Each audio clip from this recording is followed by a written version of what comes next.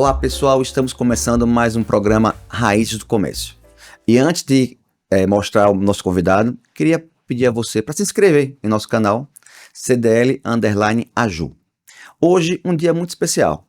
Estamos com um comerciante nato, aquela pessoa que veio, que cresceu no comércio, vive o comércio em suas veias. Estamos com Juliano Souto. Seja bem-vindo, Juliano. Obrigado, Ellison. É um prazer estar aqui nessa casa onde eu me criei praticamente como participante de entidade de classe, né? Eu começo minha vida aqui no CDL aos 18 anos,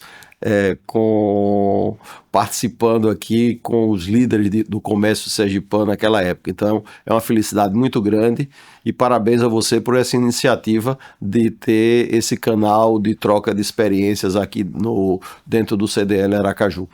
Obrigado, Juliano. É um prazer imenso recebê-lo, saber que a gente vai poder compartilhar várias histórias suas, né, desse tempo todo que você viveu no comércio, de você conviveu desde a época do saudoso seu pai, né, Raimundo Juliano. Então eu queria que eu abrir aqui perguntando justamente isso. Como foi sua infância, né? Como foi que você conviveu, onde você estudou, como é que você entrou no comércio?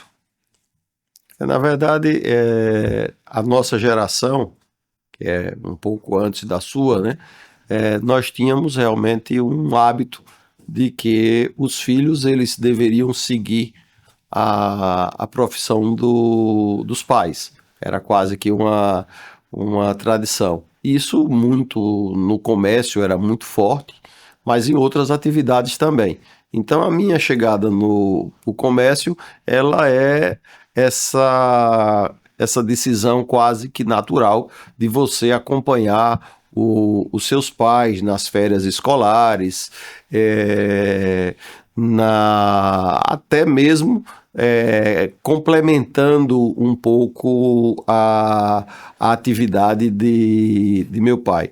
Meu pai trabalhou muitos anos como distribuidor de cerveja Antártica aqui no estado de Sergipe, desde a década de 70, e graças a Deus e ao esforço dele e à preferência dos sergipanos, a empresa cresceu, se transformou uma empresa de destaque, e a minha chegada também no comércio vinha muito para trabalhar junto com ele e ter como um braço direito, e para mim isso foi o grande aprendizado na vida, porque eu digo que muitas pessoas podem ter tido a felicidade de ter tido um pai, e eu tive a felicidade de ter um pai, mestre e amigo. Então, essa minha chegada no comércio desde os 8, 9 anos de idade, mas formalmente aos 14 anos de idade, com carteira assinada e tudo, e cumprindo expediente e tendo uma função definida na empresa, foi realmente, para mim, o grande diferencial que a vida me proporcionou. É interessante, né, você falando, seu pai foi uma pessoa, né, ele sempre falava assim, não, venha negociar comigo, né, assim que ele falava, né? Isso, negociar e fazer amigos. Negociar e fazer amigos, exatamente, era o lema de seu pai, e realmente ele foi uma pessoa que marcou em Sergipe, não só por ser revendedor, né, da Antártica, que na época acho que era, se não fosse a primeira, era das primeiras, né, na época, em cerveja. Mas me conte, aí você estudou aonde? A minha vida, meu pai tomou uma decisão em 1970 de sair da cidade de Distância para vir trabalhar em Aracaju, nessa oportunidade do que as marcas de cerveja estavam começando a crescer o mercado aqui no Nordeste. A partir das instalações de fábricas aqui no Nordeste, o consumo de produtos da cerveja passou a crescer, e as indústrias buscaram reforçar suas estruturas, e meu pai acreditou nesse sonho, deixou as atividades que ele tinha na cidade de Distância com um irmão que ele confiava muito e que ele admirava. Era o que lá? Ele tinha um comércio de cerveja, ele tinha bar, ele tinha lanchonete, tinha torrefação. Tinha alguns comércios. Era um empreendedor nato, né? Então, meu pai é filho de comerciante, feirante, né?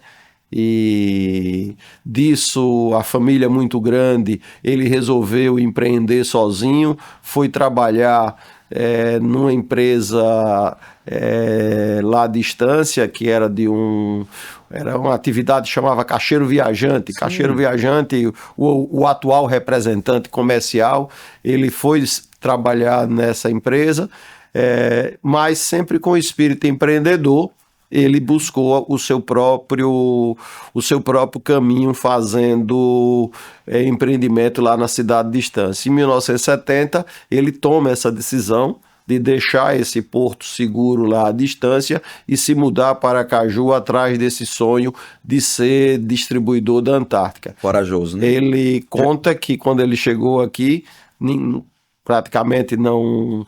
Era um forasteiro, né? Porque naquele momento Aracaju e Estância eram coisas completamente diferentes. Sim. Você se preparava para fazer uma viagem de Aracaju para Estância e contou com o apoio de muitas pessoas que o receberam muito bem aqui em Aracaju e fizeram com que, através desse negociar e fazer amigos, que ele levou durante toda a vida, ele acha que foi esse a principal mola propulsora do desenvolvimento das empresas.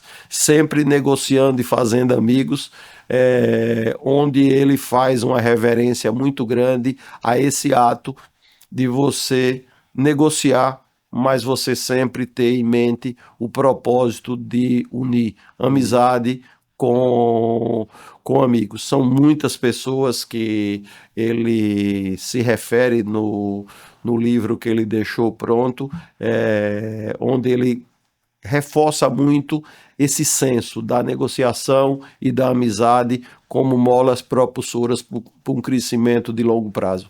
Isso é bacana, Juliano, porque a gente sabe que às vezes as pessoas têm uma ideia meio negativa do comerciante, né? Acha que sempre o comerciante quer tirar algum proveito. Então, quando ele fala negociar e fazer amigos, ele abre uma outra porta, né? Não só de você fechar um negócio, mas de você construir uma relação de confiança entre as partes. Exato. Dentro das genialidades do homem simples mais gênio, Raimundo Juliano, essa frase hoje é uma frase que concatena muito com todo esse momento que se vive de políticas ESG, stakeholders e várias outras teorias modernas da administração. Então, na sua simplicidade, ele, na minha opinião, ele deixa uma marca muito profunda. Você foi muito feliz, onde a imagem do comerciante, ele muitas vezes era confundido com a imagem daquela pessoa que tentava levar vantagem. Ou proveito. E ele traz essa mensagem, negociar e fazer amigos ao longo de toda a vida. E eu vejo aqui nessa galeria onde nós estamos aqui no CDL, pessoas que realmente eu vejo o quanto essa frase foi aplicada no dia a dia da vida dele. Eu vejo uma pessoa ali como o seu Fernando Oliveira. Da Alteba. Não, Fernando Oliveira não, da Ricol. E outra. Fernando. Fernando Barreto, que é da Alteba. Fernando Barreto, da Alteba. Eu vejo o seu Zé Barreto. Suprema. Da Suprema. Eu vejo o seu Josias Passo, ou seja, todas essas pessoas que estão aqui nessa galeria, eu vejo como pessoas que seu Raimundo Juliano conseguiu, ao longo da vida dele, negociar e fazer amigos. Seu Oviedo, me lembro ele e seu Oviedo negociando a compra de um gado que seu Oviedo tinha numa fazenda que em algum momento ele comprou. Para mim, naquele dia que eu fui acompanhar aquela negociação, para mim foi uma aula de vida. Seu Oviedo já bem avançado na idade, o sujeito negociando com o seu Raimundo Juliano uma compra de gado. Eu imagino Foi Era para realmente. ser filmado esse momento. Era uma coisa para ficar registrado, mas fica eu estou vendo ali como o senhor Oviedo, como o primeiro presidente aqui Isso. do CDL, e para mim tá passando o filme do dia que tava lá seu Raimundo Juliano e seu Oviedo negociando uma compra de umas vacas. Me lembro como hoje Imagino. esse negócio, mas esse exemplo que eu estou dando é só para ilustrar o quanto a vida de seu Raimundo Juliano foi pautada nisso, e essa galeria que está aqui, ela reflete muito isso. Eu vejo pessoas aqui como Carlos Lira, ex-presidente dessa casa, que hoje tem o Carlos Alberto como diretor. E eu me lembro de uma outra negociação de seu Raimundo Juliano com seu Carlos Lira, na época que a família de Carlos Lira decidiu vender a concessionária de automóvel, a Discar. Como aquela negociação, que não é uma negociação fácil, é uma negociação de uma família se desfazendo de um negócio de muitos anos, com sócios e tudo mais, e dessa negociação há um fortalecimento de uma amizade que eu fui criança, vendo meu pai e minha mãe se relacionando como amigos íntimos de Carlos Lira e de Aninha. E eu vejo que a vida leva a ter uma negociação, mas essa negociação ela constrói uma amizade. Se eu for falar de cada um desses membros da galeria, tem aqui, histórias. Praticamente eu vou ter uma história de negociação e amizade de seu Raimundo Juliano com cada um deles. Dá para fazer outro livro. Daria, se eu tivesse a memória prodigiosa dele, para fazer um outro livro. Mas com certeza, no livro que ele deixou pronto, várias dessas pessoas e desses assuntos, eles são citados pela própria de viva voz pelos participantes. Entendi. Tá, então, só recapitulando aqui, né? Seu pai montou a Antártica, né? A distribuidora aqui. E a Fassolto, em que momento ela chegou? Isso Teve a Discar? Exato. Isso é mais uma ideia do visionário, né? Meu pai sempre entendeu que os filhos deveriam estar próximos dele, e que as pessoas elas precisam aprender a trabalhar. E eu e minhas duas irmãs, nós fomos direcionados para isso. Deus foi tão bom que minha mãe tinha uma visão também que você nunca poderia deixar de ter o seu preparo, a sua formação intelectual. E ela previu muito bem a revolução que o mundo vem vivendo. Eu digo que o mundo a vida toda se modificou, mas a velocidade com que as coisas se modificam hoje é muito grande. Então, 10 anos para um, né?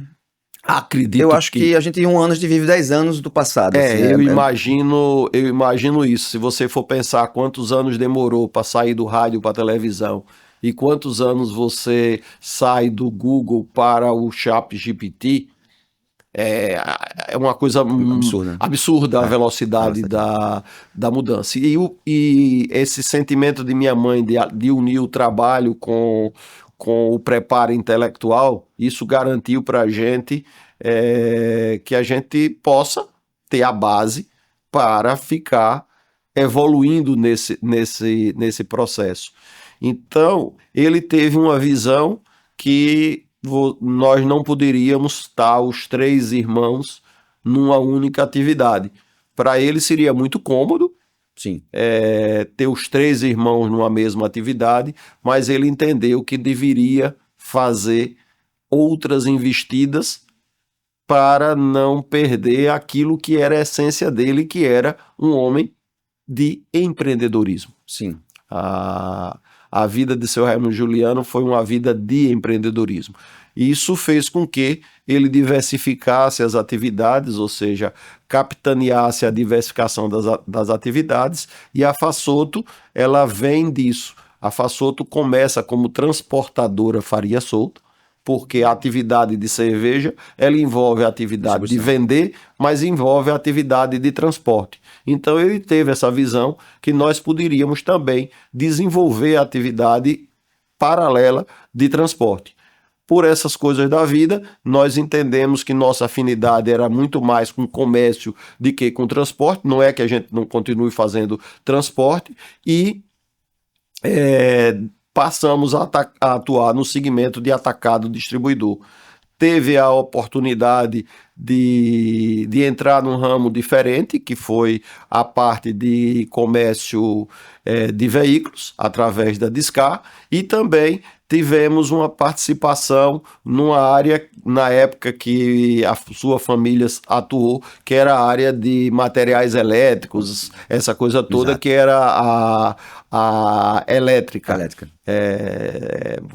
A sua família participou também disso. Depois dessa parte de elétrica, hoje não tem mais atividade, mas foi mais um senso de empreendedorismo do seu Raimundo Giuliano. E mais um desafio, né? Porque toda vez que você entra numa área diferente, você vai ter os problemas que toda área tem, que normalmente as pessoas olham que a grama mais verde é do vizinho, mas não sabem as dificuldades que tem que passar. E nós sabemos que cada atividade, né, tem as suas dificuldades, né? Umas mais para umas coisas, outras mais para outras coisas, mas todos têm as dificuldades, né? E a gente sabe que cada investimento que você faz em uma área diferente, você vai ter que enfrentar os desafios, né? Mão de obra qualificada, né? Os tributos, né? São diferentes em muitas partes também. Então, existem as dificuldades. Aí, então, surgiu a Fassoto. E você começou a capitanear isso aí logo de cara, ou seu pai participava também? Na verdade, todas essas atividades, elas surgiram em paralelo à atividade de distribuição de cerveja, e isso nos deu, graças a Deus, uma expertise, que é o que você estava falando antes, e uma condição de enfrentar uma mudança que houve no mercado de cerveja. No mercado de cerveja, com a fusão da Antártica com a Brahma, você teve uma sobreposição das redes de distribuição, aliada a uma decisão também da indústria de ter uma boa parte da distribuição feita diretamente pela própria indústria. Por motivos fiscais e outros, a indústria que surgiu da fusão da Antártica com a Brahma, que foi a Ambev, que existe até hoje. Mudou a política. Ela mudou a política de distribuição, e esse senso de empreendedorismo, esse senso de autodesafiar de seu Raimundo Giuliano nos possibilitou fazer essa transição entre o negócio de distribuição e os outros negócios que já haviam sendo administrados. E hoje nós eu atuo especificamente nessa área de distribuição, ainda mantenho um quê de empreendedorismo. Então hoje a gente atua, além da área de distribuição, a área de atacarejo, que é uma Sim. distribuição com lojas.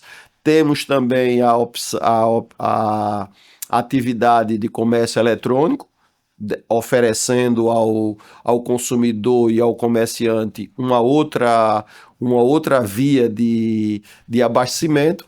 E nas horas vagas, como a gente não aprendeu a fazer outra coisa, a gente atua na área de agro com atividade de coco irrigado, silvicultura, que é plantação de eucalipto, e pecuária de corte. Então eu acredito que dá, enquanto está muito essa discussão de 6x1, dá para fazer o 7x0 tranquilamente, que dá para ter o que fazer nesses 7 dias da semana. Eu estava falando sobre isso essa semana. Não, veja, o pessoal está escutando 6x1, o meu é 7x0, né? Porque de manhã, tarde, noite, madrugada, final de semana, feriado, todo dia de trabalho para a gente. Quando tá a dificuldade hoje é chegar em casa e não conversar com a mulher sobre negócio, né? A discussão. Então tem que tentar dar um tempo nisso aí também. Giuliano, e você sempre gostou da área sindicalista, né? Você sempre participou desses movimentos, né? De, de, do social, de buscar juntar pessoas para ficar mais forte. Isso veio do seu pai também? O seu pai já fazia isso, né? Por conta da CDL, da Associação Comercial, ou das distribuidoras, dos sindicatos do distribuidores de bebidas ou dos atacados?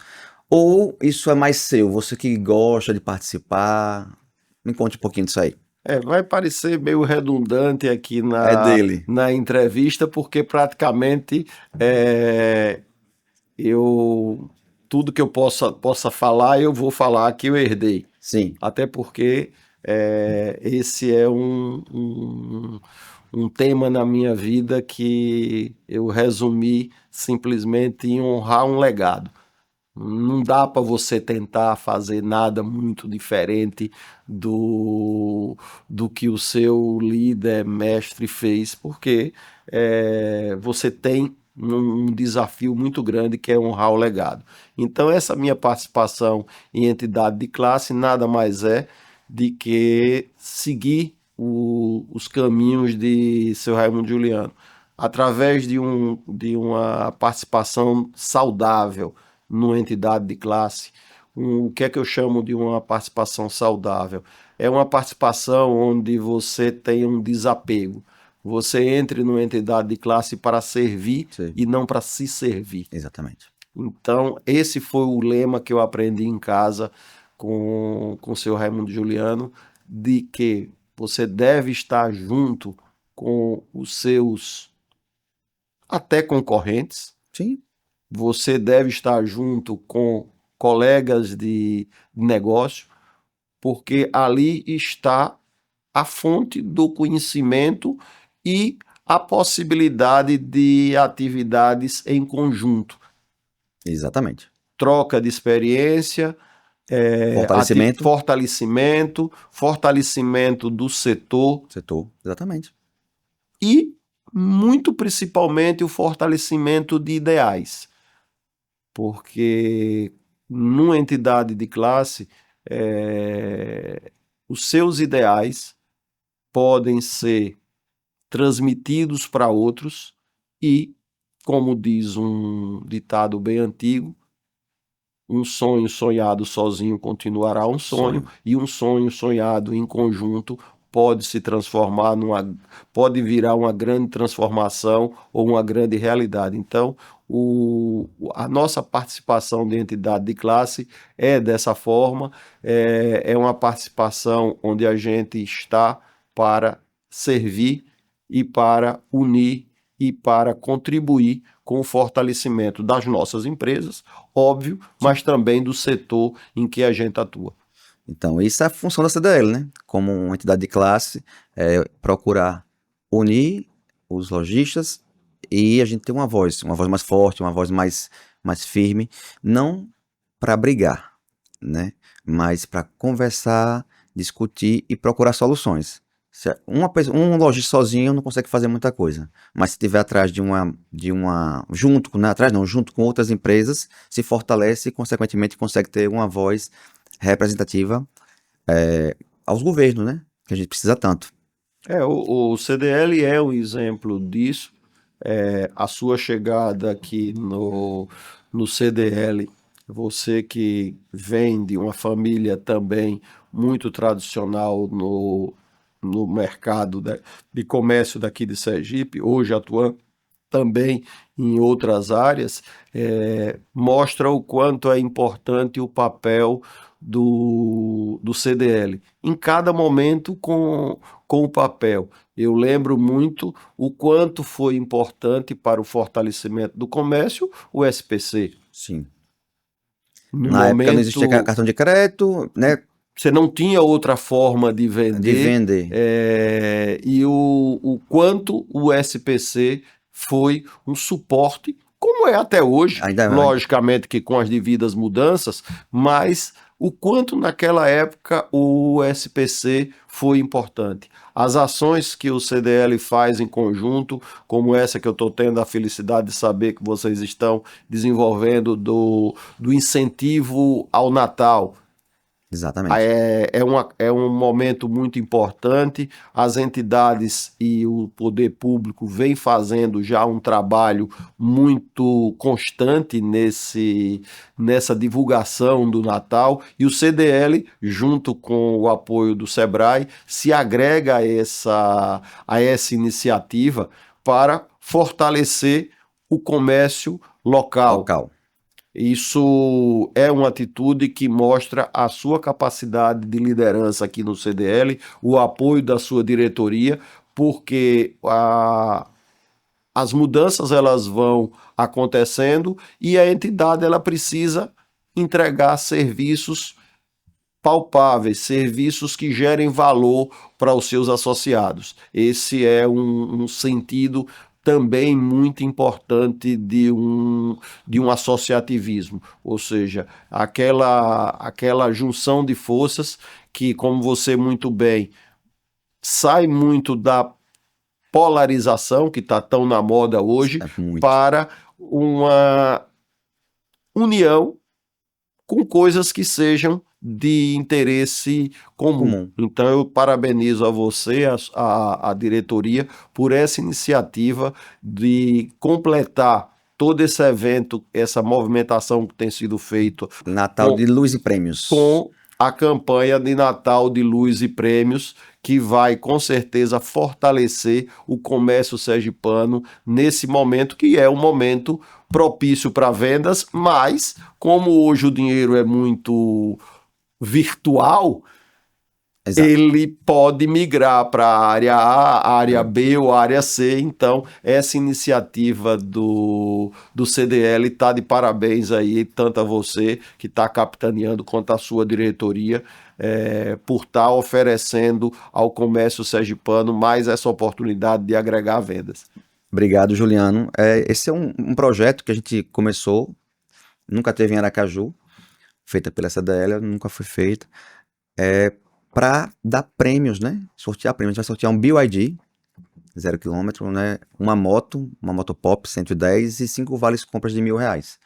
Isso é muito bom, né, para o comércio local, porque a gente vai estimular que as pessoas comprem no comércio local. Que eles vá na loja, sua loja de bairro, vá na loja no centro, vá no shopping e compre na loja, né? Na loja física. Evitar essa migração para o comércio online, que a gente sabe que sempre vai existir e cada dia que passa vai ser mais forte. Mas essa ideia da gente é tentar trazer mais para dentro. É olhar para os nossos amigos, parceiros, comerciantes e tentar fazer com que as pessoas, os nossos clientes, comprem no local, comprem na sua cidade, comprem no seu bairro, comprem na sua praça e faça com que o dinheiro circule de uma maneira mais eficiente para a gente, porque o dinheiro circula ali, você passa para e o dinheiro roda dentro, não vai para fora do estado, né? Eu acho que a gente aproveita esse momento agora para reforçar isso a todos os comerciantes que se engajem nessa iniciativa, porque o CDL, junto à Federação do Comércio, junto com a Prefeitura, estão fazendo a motivação para o período, e o CDL está se agregando a isso, fazendo uma ação prática que gera negócios no comércio local. Então, agora como a gente pode dizer, a bola está com cada comerciante para que divulguem essa campanha, decorem suas lojas, usem suas redes sociais para fazer essa campanha realmente atingir o público, porque ao fim e ao cabo, quem decide aonde vai fazer a compra não sou eu, não é você, é o consumidor. Ele tem várias opções. O momento, ele é um momento muito interessante, porque há um espírito e uma tradição de compras, há um aumento da massa de remuneração, e isso... Terceiro, né? Isso vai ser captado por alguém, e vai ser captado por quem puder fazer a melhor divulgação. Então eu reforço os meus parabéns ao CDL pela iniciativa e conclamo todos os empresários a poderem estar se associando a essa iniciativa, que com certeza vai ser uma iniciativa de sucesso e vai virar calendário aqui no comércio sergipano. Vai sim, com fé em Deus. A gente já tem próximo ano, já 2 eventos. A gente vai fazer um Liquida, mais um Liquida, no primeiro semestre, Liquida Ju. E no final do ano, Natal de Luz e Prêmios de novo. Já está certo, já está garantido. A gente vai fazer esses 2 eventos próximos.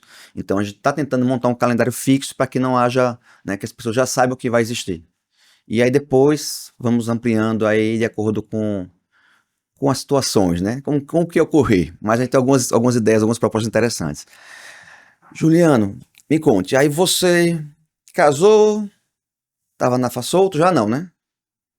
Acredito que sim. Mais ou menos, É, mais ou menos. Aí casou, filhos. Você tem 2 são filhas? 3 filhas. 3 filhas. Isso, Homem de só, 3 filhas, né? 3 filhas.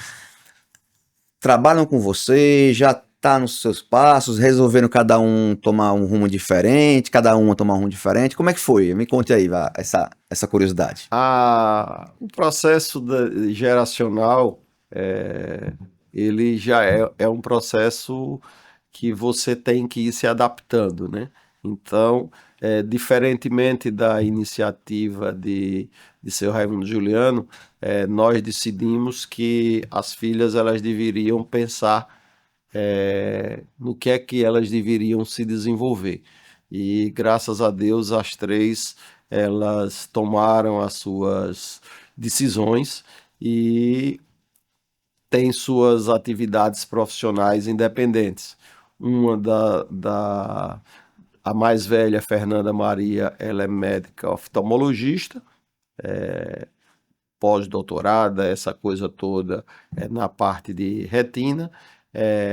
Maria Luísa, que é a do meio, é especialista em periodontia, é uma área da parte de cirurgiã dentista, e também empreende na área de clínicas com parceiros, colegas, né? E a mais nova, Maria Júlia, optou pela área de medicina também, na área de cardiologia. Aí você me pergunta, sim, e agora? É a pergunta que eu ia fazer. Exato. Então, hoje, o que é que nós pensamos? Nós pensamos que o nosso dia a dia de hoje, ele requer uma profissionalização.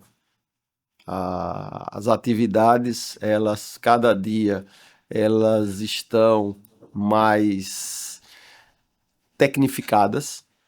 Os relacionamentos, eles estão muito pautados por dados, números, essa coisa toda.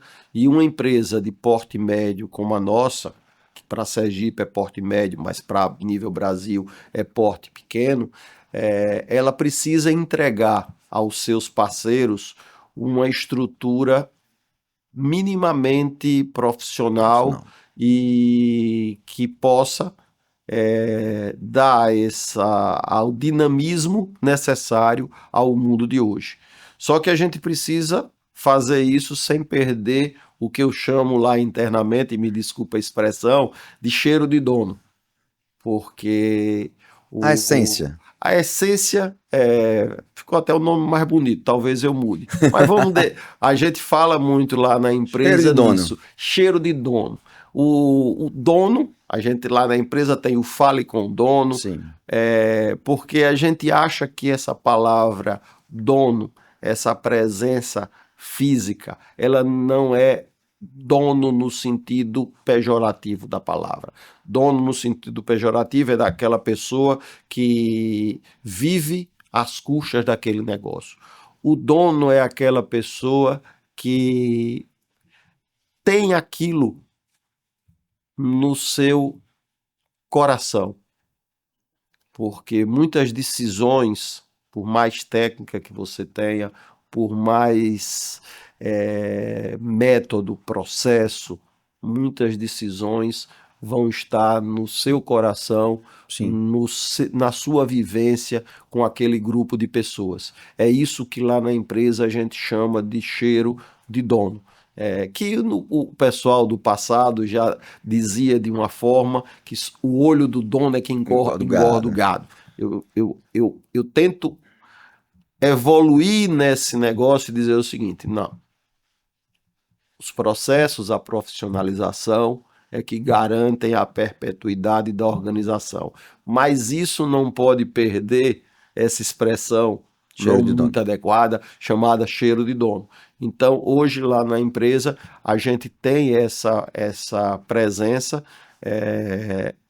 de um cheiro de dono. Fernanda, ela foi designada pelas irmãs para que seja a pessoa que está no processo de sucessão, na sucessão de sócio e não na sucessão do operacional. A sucessão do operacional, nós estamos trabalhando para que isso aconteça com um profissional de mercado. Hoje nós temos um funcionário que trabalha com a gente já há mais de 25 anos, começou como vendedor, e hoje ele exerce o cargo de gerente geral junto com um time de pessoas que alguns vieram de outras empresas, outros são de lá da empresa, que cuidam do dia a dia das operações, dos processos, da eficiência, das metas, mas a presença de Fernanda e a minha presença também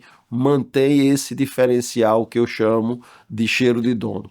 Maria Luísa, ela se dedica também a uma outra parte de atividades que a gente tem, que é a parte de atividade imobiliária e a parte de agro, e Maria Júlia, como não poderia ser, alguém tem que tomar conta do cofre.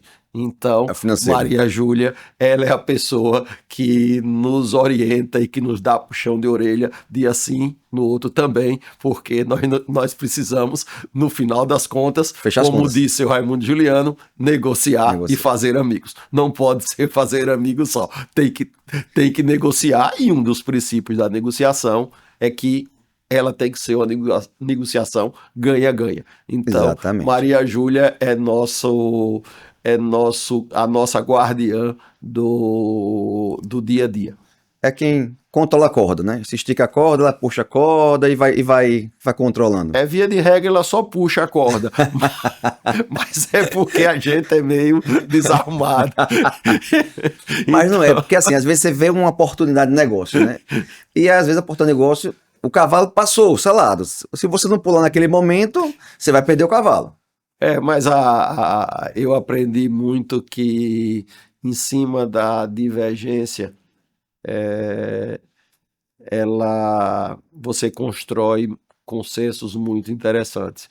Então, graças a Deus, a gente tem conseguido conduzir esse processo e a busca desse caminho de uma profissionalização das atividades, mantendo a essência de porta aberta, de fale com o dono, de não ter filtro na comunicação, você ter a hierarquia funcional, mas não a hierarquia que proíbe o acesso. Sim. Então, essas coisas aí eu estou tentando transmitir para as minhas filhas, para que elas possam seguir sem perder lá a essência de negociar e fazer amigos. Bacana, Juliano, saber que tudo que você aprendeu com seu pai, que talvez, né, porque às vezes a gente aprende só olhando, né?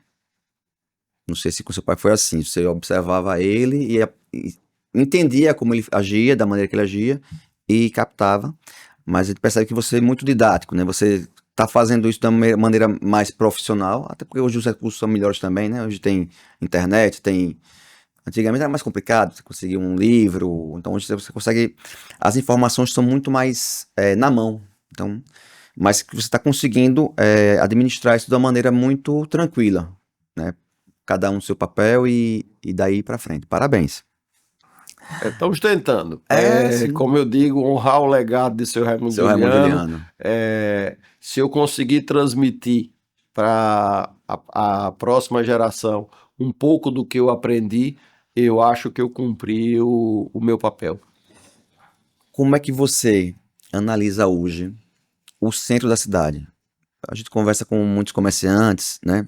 Normalmente o que eu escuto, né, o que vem aos meus ouvidos são reclamações. Quem está trabalhando bem, está enxuto, está conseguindo se desenvolver, ele não vem falar para mim que tá melhor.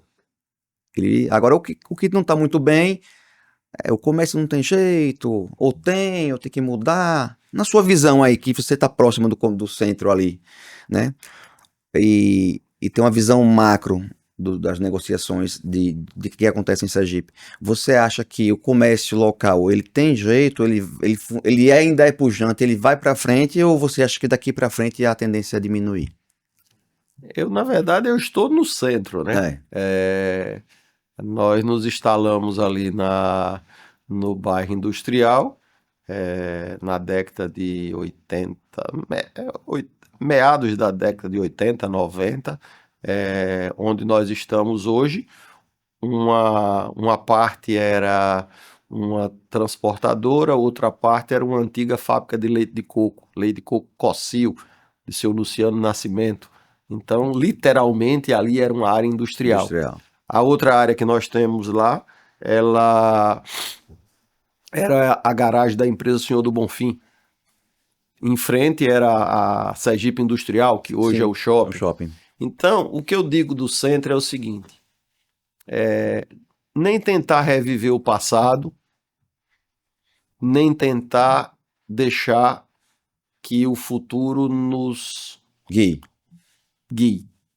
Então, eu vejo aqui na galeria dos ex-presidentes a figura de seu João Gama, comerciante, filho de comerciante, e que um dia vislumbrou que algo precisaria ser feito no mercado municipal de Aracaju. E fez. Eu trago esse exemplo de Dr. João Gama para dizer o seguinte: nunca voltará a ser o passado, mas nós não podemos não tomar as rédeas do futuro. E, lamentavelmente, o que a gente tem visto é que nós estamos deixando de tomar as rédeas do futuro, e isso não dá bom resultado. Não. A gente vê a necessidade, e para isso é que existem, de iniciativas públicas que revertam essa tendência, porque somente o investimento privado ele não consegue ter o domínio sobre tudo. Você cria uma nova... Eu posso dizer que Aracaju hoje, fora as áreas do Grande Aracaju, que é Socorro, que já é uma outra cidade, dentro de Aracaju hoje você cria praticamente 4 cidades, em detrimento de um vazio urbano. Sim. Alguém que tem o poder de conduzir as políticas públicas tem que dizer que esse processo não é um processo lógico. Sim. Você criar estruturas, nada contra o desenvolvimento de outras áreas, mas você não pode criar esse desenvolvimento em detrimento de criar um vazio urbano. A semana passada eu fui numa inauguração de uma empresa que fez sua sede ali na Avenida Gonçalo Prado, em pleno centro comercial de Aracaju, por questões, acho que um pouco de decisão. Pode falar. De empresa, essa coisa toda. Aí eu paro e pergunto o seguinte: quantas empresas não poderiam estar fazendo isso se isso tivesse uma motivação Sim. de política pública? Então, eu espero que essa nova gestão que assume a Aracaju, ela possa, através da prefeita Emília e da equipe que ela montar, ter essa visão que o centro comercial de Aracaju ele tem o grande patrimônio, que é o fluxo de pessoas. Só que esse fluxo de pessoas precisa ser bem acolhido. Exatamente. As iniciativas elas precisam ser concatenadas. Hoje nós temos um excelente terminal urbano ali na área dos mercados. Nós temos o mercado que foi reformado, Só que isso você precisa ter um conjunto de ações que mantenham e desenvolvam aquele espaço urbano, porque toda a estrutura ela já está feita, os investimentos eles já Em foram infra já feitos, foram feitos. a boa parte da infraestrutura já foi feita. Ela precisa sim ser renovada, ser adaptada, ser incentivada, e isso é poder público. Então, eu aproveito esse espaço aqui para deixar mais esse recado para as lideranças empresariais que se juntem com a Prefeitura de Aracaju, porque de fato não é excludente a participação do governo do Estado, Não, mas é uma função precípua da Prefeitura Municipal de Aracaju ter um plano estruturado de longo prazo para o centro da cidade. As iniciativas isoladas, citando o Natal Iluminado, citando essa iniciativa agora do CDL, os prêmios. Luz e Prêmios, são iniciativas fundamentais, mas a cidade precisa de um plano estruturado, Estruturado. um plano de longo prazo. Nós temos que falar nisso no universo de mais 10 anos ou 20 anos, para que esse vazio urbano que está ficando na cidade, hoje da Avenida Criso Cruz até o Santo Antônio, indo até o Siqueira Campos, a partir das 18, 19 horas, Tem mais você ninguém. vira um Um vazio vazio. urbano. E isso não é bom para ninguém, porque começam os problemas de que é inseguro porque é inseguro, ou é inseguro porque está desabitado. Então, Exato. todo esse processo, eu acredito que a Associação Comercial, CDL, Federação do Comércio, tem que estar juntos Juntos. com o poder público para que ações emergenciais sejam feitas, precisam ter ações emergenciais, mas é preciso que tenha um planejamento A longo prazo. de longo prazo para que essa nossa região, que para o tamanho da nossa cidade é uma região bem territorialmente expressiva, possa voltar. Eu já vi alguma movimentação que nos deixa bastante feliz, que há uma volta de empreendimentos imobiliários para a região, ali na região da Avenida João Rodrigues. As informações é que voltam a ter empreendimentos imobiliários, a própria reforma do terminal, Sim. uma nova um novo olhar para o mercado municipal, que queira ou não queira, com o tempo o equipamento ele vai se desgastando, e várias outras atividades que possam ser feitas para que a gente possa dar uma nova qualificação a esse espaço tão nobre da nossa cidade. Juliano, a gente teve algumas reuniões, né, esse ano, né, com os candidatos a prefeito, né, com uma equipe do governador, Fábio, e a gente percebeu que esse ano, por ser um ano político, foi um ano que o centro foi atenção em todas as campanhas do Brasil. Onde teve campanha, ou seja, em todo o Brasil teve campanha, lógico, né, a pauta centro foi uma pauta muito debatida, né, o retorno ao centro, você vê, o Rio de Janeiro tentou fazer, não conseguiu, Recife está maravilhoso, né, Recife inaugurou um hotel agora, o novo hotel, eu estive lá, né, Niterói, então a gente percebe que existe um caminho de volta para o centro. São Paulo também está tentando, né? Tem alguns bons restaurantes no centro hoje. Tem aquele problema das drogas, Cracolândia, aquela coisa que não se resolve nunca. Mas a gente observa que uma região que foi muito valorizada, né, ainda é cara, mas começa a ter esse problema de abandono. E aos poucos, com incentivos do governo, dos governos, né, de modo geral, as pessoas estão começando a retornar. Não só para a parte do comércio, que a gente sabe que comércio é pujante no centro. Todo lugar, o centro é um local de comércio vivo.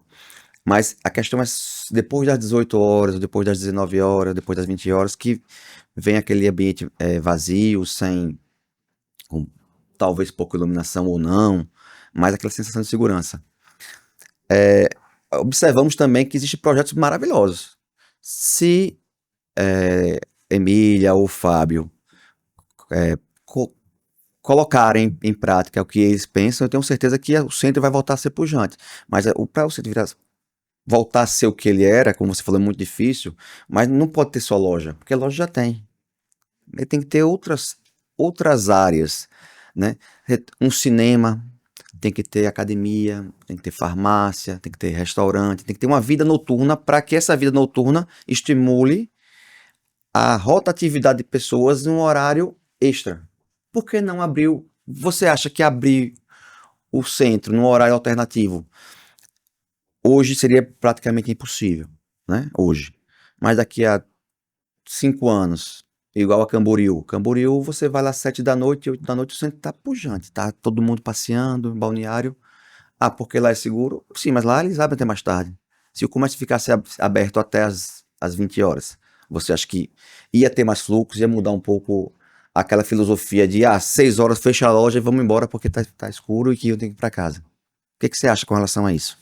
Olha, que eu não sou a melhor pessoa para falar sobre o centro da cidade. Eu falo muito no espírito, muito mais de cidadão do que de um especialista. Mas nas oportunidades que eu posso falar, o que eu tenho dito é que o que nós precisamos é de um plano de longo prazo. Longo prazo. Nós precisamos de ações imediatas. Alguém pode dizer, não, nós precisamos resolver o problema do estacionamento do centro. Mais fácil. Muda plano diretor e resolve. Então, as ações do centro, elas podem ser ações pontuais, complementando as ações que já foram feitas. Mas eu entendo que é necessário um planejamento de longo prazo que transpasse os governos. O que eu sinto no projeto do centro, na questão da revitalização do centro de Aracaju, é que nós temos sempre projetos de governo. Sim. E projetos de governo... Muda o governo, acaba o projeto. Além de quando muda o governo, acaba o projeto, o outro governo que entra, ele vai levar mais da metade do mandato para fazer um novo projeto. Então, o que eu penso do centro de Aracaju é ouvir o consumidor, entender o que é que o consumidor quer, quais são as nossas deficiências e tentá-las corrigir, tentar corrigi-las com a maior brevidade possível. E por isso que eu cito o que de bom é feito, que eu gosto muito de citar o que nós estamos fazendo de bom. Exato. Nós hoje temos um belíssimo equipamento, que é um terminal urbano no centro da cidade. Nós temos um shopping center no centro da cidade. Há essa informação recente que nós voltaremos a ter empreendimentos residenciais. Então, isso precisa ser... Acho que mais de um, né? Eu vi o lançamento de um. Que é na João Ribeiro, né? Na área onde funcionou a Cimavel. Ali vai ser um. Mas próximo à ponte tem uns galpões ali que derrubaram tudo, não sei o que vai ser ali. Ali já é uma empresa de comércio. Comércio?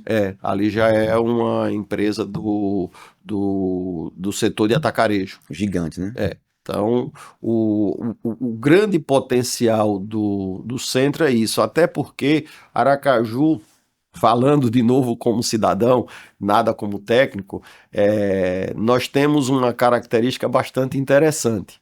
O centro, ele é a via de ligação entre todo o crescimento que houve em Socorro, com todo esse crescimento que houve na Barra dos Coqueiros. Está vendo, né? Que ele tá crescendo muito. E tudo isso transita pelo centro. Então, nós precisamos transformar essa dificuldade numa facilidade. Eu que estou ali no centro há 30 anos aproximadamente, eu sei o que era aquela região que a gente estava há 30 anos atrás e o que é hoje. E se tem fluxo, se tem trânsito, tem que ter um plano para explorar isso economicamente. Então, O mais difícil já tem, né? Que é fluxo. Exato. Então agora aproveitar. Então, acho que as pessoas especializadas, cada qual na sua área, irão falar quais são as necessidades.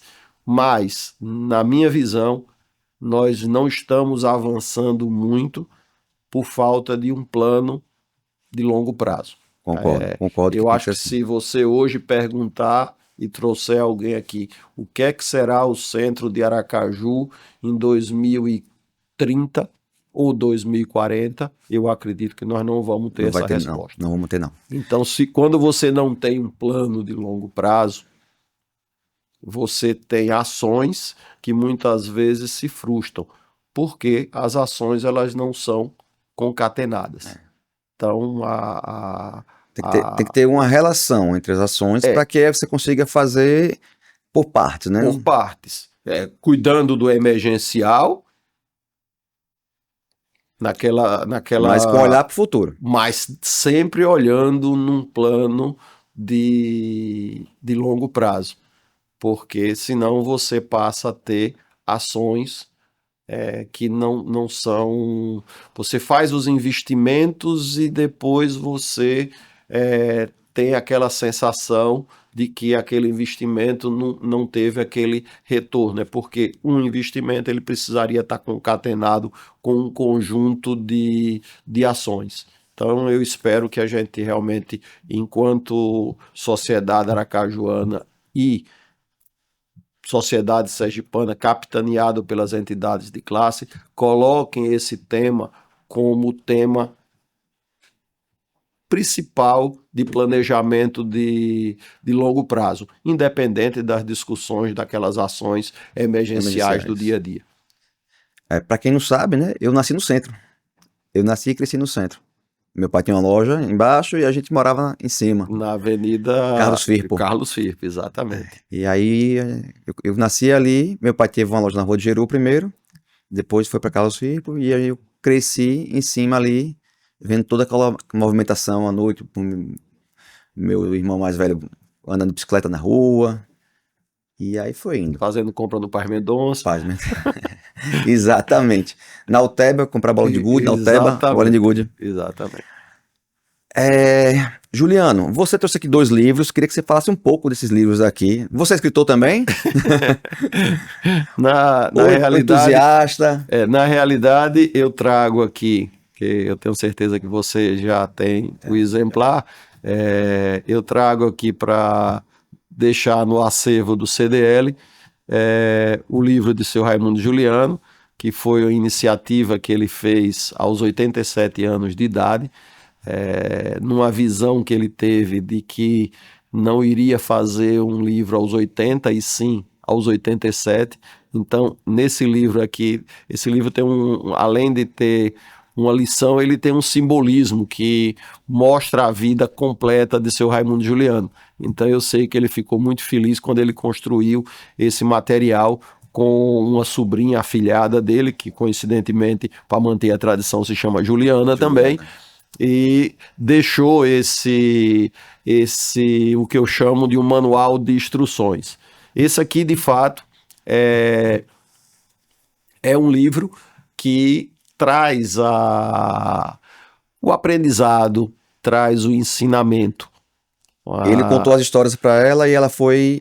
Ela organizou os pensamentos, várias pessoas contribuíram com informações e depoimentos e ficou realmente uma lição de vida de uma pessoa que queria deixar como legado para gerações futuras todo o seu pensamento, a sua luta.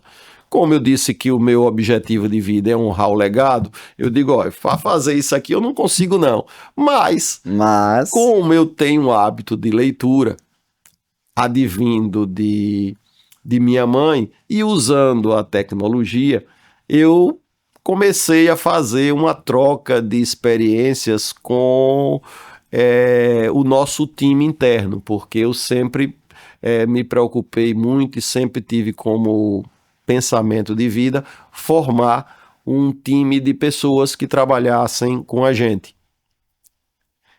E disso veio esse nome Cultura Empresarial, que é esse outro exemplar. Esse outro exemplar de cultura empresarial, ele começa há 10 anos atrás com resumos de temas corriqueiros do dia a dia. Como eu posso citar aqui um caminho, um resumo chamado Qual é o maior problema? Eu li esse, muitas vezes com o mesmo título ou com um título parecido, em algum lugar, aqui no livro eu cito a bibliografia original, e o que é que eu faço? O que é que eu tentei fazer? Eu tentei colocar a minha opinião em cima de um texto construído por alguém. Então, todos esses acho que são 170 reflexões, eles não têm uma lição de vida, não tem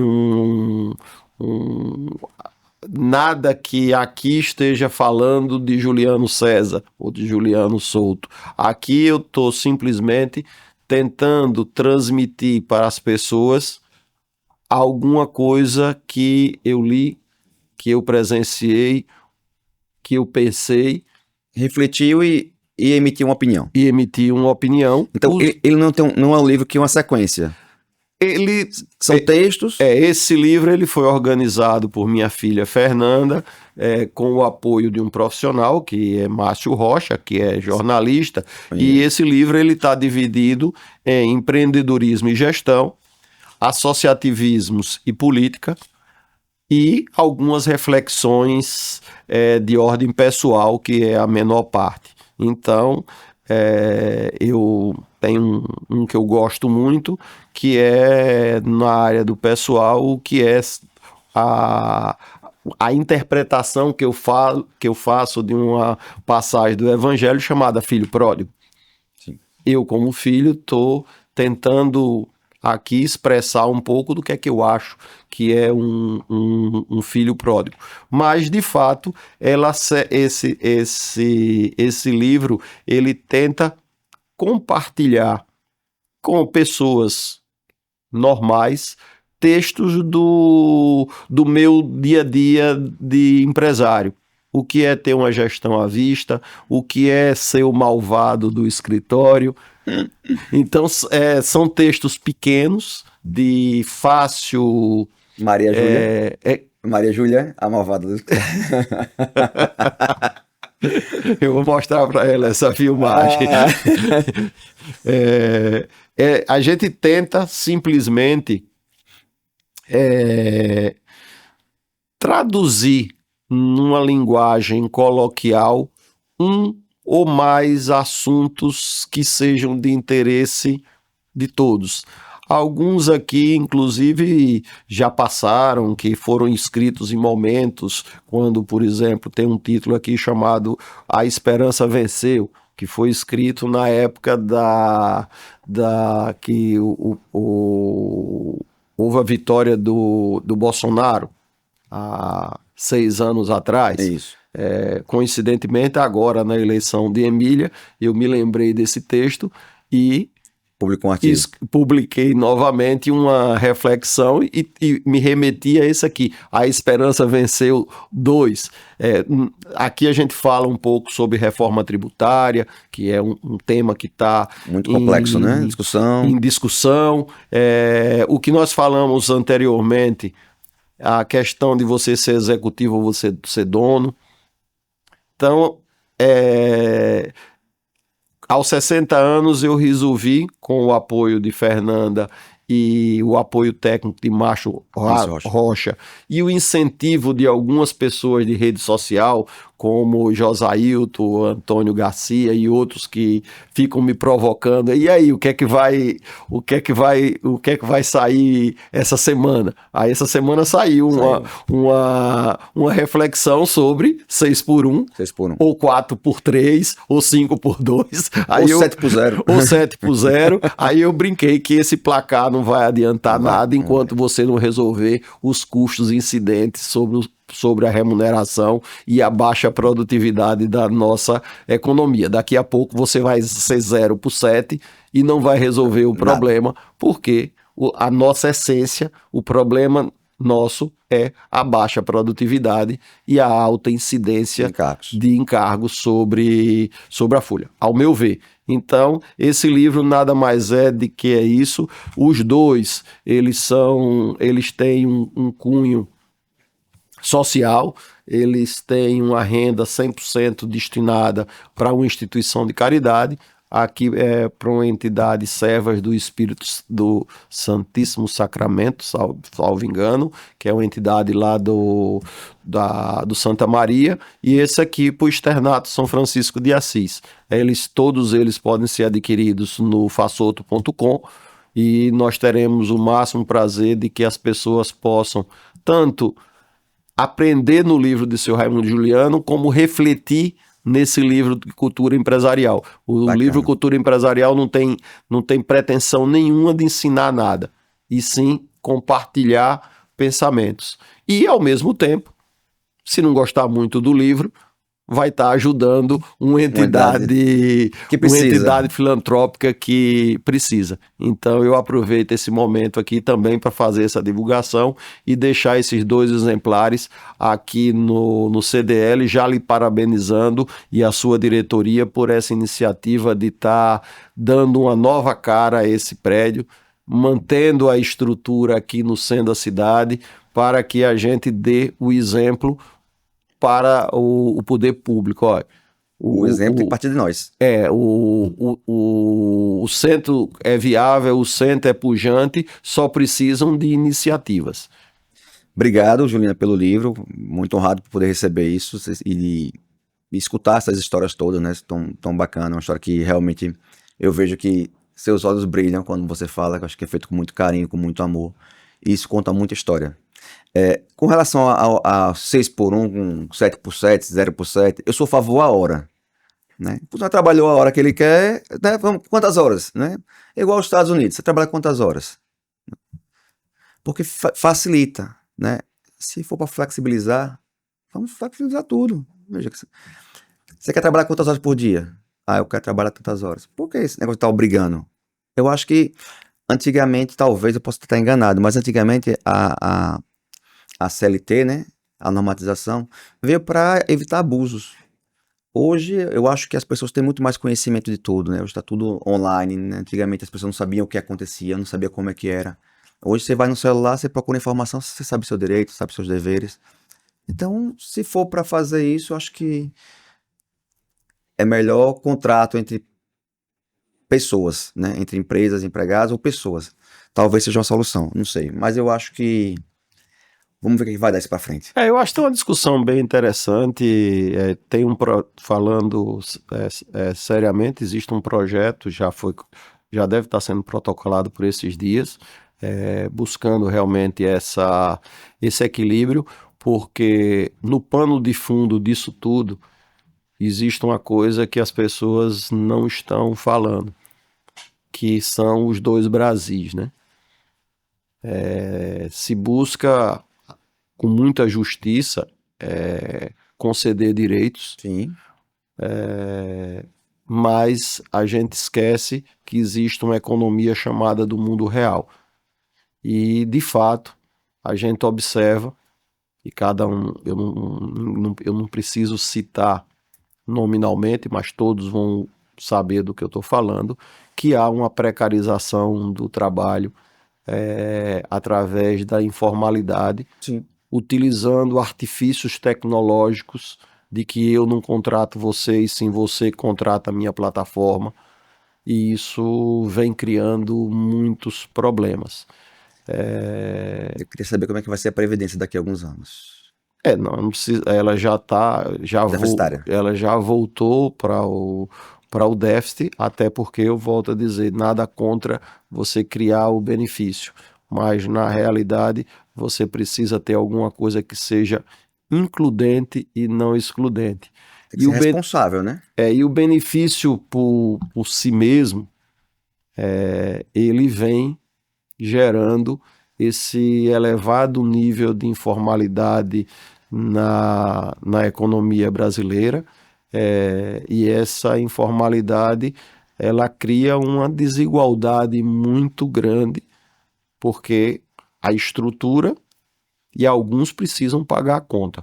Então, eu, como não gosto muito de polêmica, Também não gosto muito, não, mas eu procurei nessa reflexão sair para um outro olhar, que é o olhar do poder de compra do nosso salário, da produtividade e dos encargos que se sobrepõem a essa remuneração, porque